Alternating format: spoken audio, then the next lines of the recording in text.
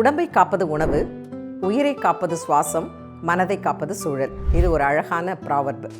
உங்கள் உடம்பு நல்லா இருக்கணும் அப்படின்னா உங்கள் உணவில் முதல்ல நீங்கள் கான்சன்ட்ரேட் பண்ணுங்கள். 3-2-1, அதாவது பிளேட்டில் 3 பங்கு காய்கறிகள், அது ஃபைபர் ப்ளஸ் உங்களுக்கு நிறைய விட்டமின் தாதுக்கள் இருக்கக்கூடியது. அதனால் காய்கறிகள் உங்கள் பிளேட்டில் 3 பங்கு இருக்கணும். 2 பங்கு என்ன அப்படின்னு பார்த்தீங்கன்னா சாலடு.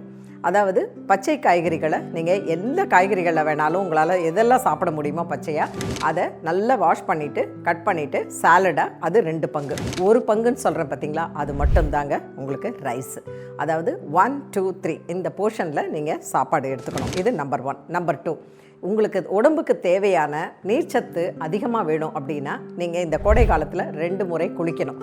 காலையில் ஒரு தடவை, சாயங்காலம் ஒரு தடவை கட்டாயமாக குளிக்கணும். வாரத்துக்கு ஒரு முறை ஆயில் பாத் எடுத்துக்கோங்க. அடுத்தது 4வது நல்லா தூங்கணும். 8 மணி நேரம் தூக்கம் அப்படிங்கிறது ரொம்பவே முக்கியம். அடுத்து இன்னொரு ரொம்ப முக்கியமான விஷயம் என்னென்னா ஓடுறது. நீங்கள் மெதுவாக ஜாகிங் பண்ணுங்கள், இல்லை பிரிஸ்க் வாக் பண்ணுங்கள். இது 2மே ரொம்ப நல்லது.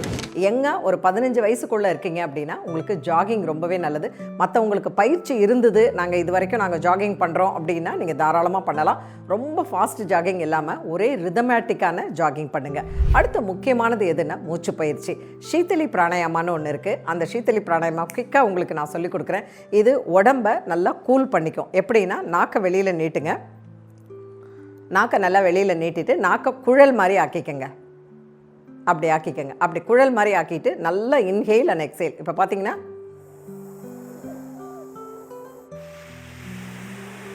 அவ்வளோதான். நாக்கை அப்படி மடித்து குழல் மாதிரி கேட்க. சில பேருக்கு ஈஸியாக வரும், சில பேருக்கு வராது. வர்றவங்க பயிற்சி பண்ணுங்கள், வராதவங்க ட்ரை பண்ணுங்கள். இப்போ நாக்கை குழல் மாதிரி வச்சுக்கிட்டு இன்ஹேல் எக்ஸேல் நாக்கு வழியாக, அப்புறம் மூக்கு வழியாக இன்ஹேல் பண்ணி எக்ஸேல் பண்ணுறது. இப்போது இந்த குழல் மாதிரி வச்சுக்கிட்டு இன்ஹேலை வந்து நாக்கு வழியாக பண்ணி எக்ஸேலை மூக்கு வழியாக விடுறது. அவ்வளோதாங்க. இதுக்கு பேர் சீத்தலி பிராணாயாமா. சீத்தலி அப்படின்னாலே கூல்னு அர்த்தம். நம்ம உடம்பை இந்த கோடை காலத்தில் குளிர்ச்சியாக வச்சுக்கிறதுக்கு இந்த சீத்தலி பிராணாயாமா ரொம்பவே உதவும். திரும்பவும் சொல்கிறேன், உடம்பை காப்பது உணவு, உயிரை காப்பது சுவாசம், மனதை காப்பது சூழல்.